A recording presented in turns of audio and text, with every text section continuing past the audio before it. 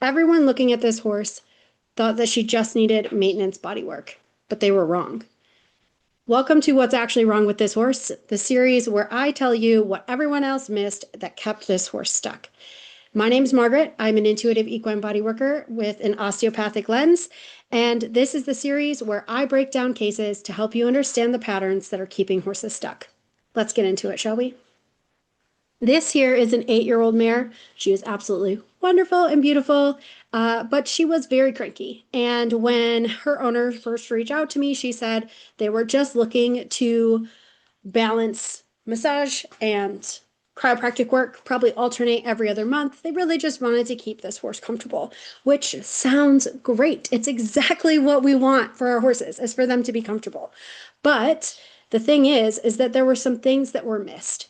And so what I found out the first time I met her was I was warned. She is always looking cranky. She's always got her ears pinned. She's very marish, but she's never tried to hurt anyone. Except if you try and touch her chest, in which case she might try to murder you. Okay. Those are red flags to me. As a body worker, those are red flags. The other thing I was told was that this mare had an injury as a foal. She actually had a whole hay feeder flip over on top of her, which subsequently ripped open her right hind leg, which she still has a significant amount of scar tissue there, and also crushed her withers. Now, when this happened, she was a young foal, meaning they didn't get an opportunity to do a whole lot of, or maybe they didn't make an opportunity to do a whole lot of maintenance on this leg wound. Crushed withers, there's not a whole lot we can do with that. So she was pretty much left to just grow through it. She was started around age 3. She started working. She's had a great riding career. She's won some great competitions. She's been to worlds. Awesome, fantastic, sounds great. But the thing is that, a lot of these things that I was hearing were red flags to me. If she's marish all the time, she's probably not just cranky. Like, I mean, are you marish all the time? And if you are, isn't there a reason behind it? Also, wanting to murder someone when her chest is touched tells me that there's something else going on. Knowing that she has all of this history of injury with little attention to try and rehab after that injury and was left to go through it makes my body worker brain, my osteopathic brain, my nervous system nerd brain, if you will, kind of throw the red flags and say, wait a minute, what's going on here? This definitely impacted the rest of her body. And so when the owners kind of talked to me during this first session when I first met this horse, and I was like, this is not a maintenance case. To me, what I see here are some really big red flags. And so how I would handle this, which is how I handle most cases when we first start out, but especially one with this many red flags, is to do 3 sessions in about 2 weeks, because each session we're going to take off a layer of compensation, and it's going to help us find the root of the problem.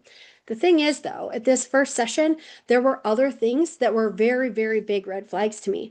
And I don't want to get into them all here because honestly, this in-depth of a case study is going to take us some time. Hence the series. Welcome to episode 1. We'll be back again to go deeper into this, but let's just start with the fact that yes, maintenance is not going to be a solution, because if we do a session now and then she sees the chiropractor next month, by the time she sees the chiropractor, anything I've done today is going to revert back to where her body was. She's already maintaining. We need to help her get through this and correct as much of this as we can. So we went over a lot of my questions that I had, because when I see a horse for the first time, I'm not just going to assume I know what's going on here. I'm going to ask you the things that you've done. So when I do get a new client, we go over on the intake form.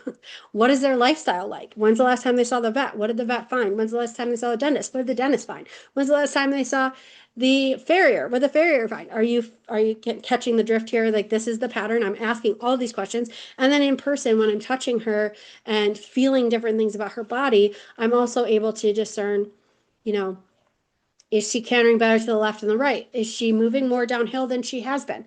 Things like that. And all of those questions help me to frame how we're going to move forward. It always starts with the same 3 sessions in about 2 weeks, but exactly what this horse needs outside of my care is also going to be included in the whittling down of how we're going to solve this problem.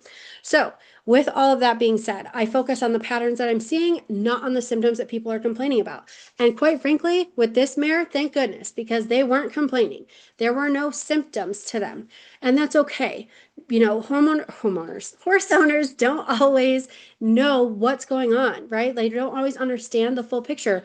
I remember being that person. I remember being, you know, a kid growing up, just doing the best I can with what I had. And that's what all horse owners are doing. So it's my job to come in and try and be the bridge, the communication piece between the horse and the human so that we can get a good situation going for this horse and set them up to be comfortable. So that is what we did.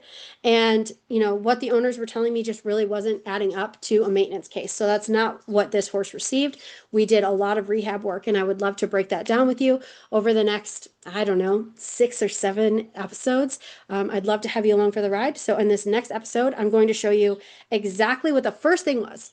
The first thing that shouted at me that we needed to address it, and the pattern that tied right back into it that made all of this make a whole lot of sense. So I will see you in the next episode. And before then, get out there and do some fun pony shit.